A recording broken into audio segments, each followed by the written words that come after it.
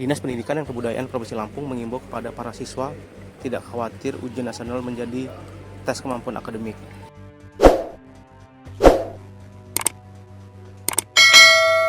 Hal tersebut disampaikan oleh Thomas Americo selaku Kadisdikbud Lampung.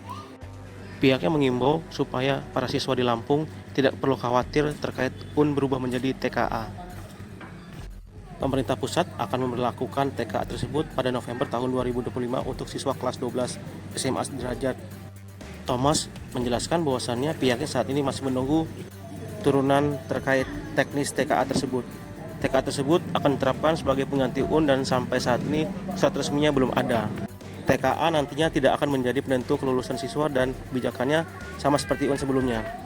Penerapan TKA bertujuan untuk mengukur kemampuan akademik siswa. Kemudian sementara untuk kelulusan nantinya tetap ada mekanisme penilaian sendiri dari sekolah.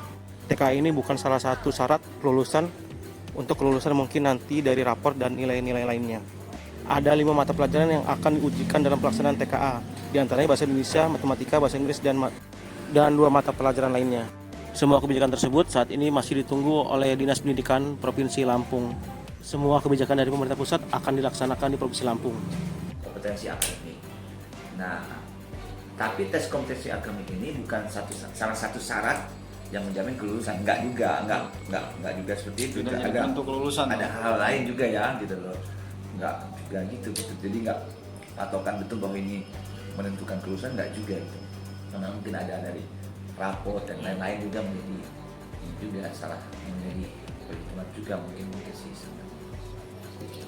TKA kompetensi akademik, tapi formatnya seperti apa saya belum baca juknisnya, saya belum sampai. Baru kemarin kan, dan mudah-mudahan nanti dalam beberapa hari ini sampai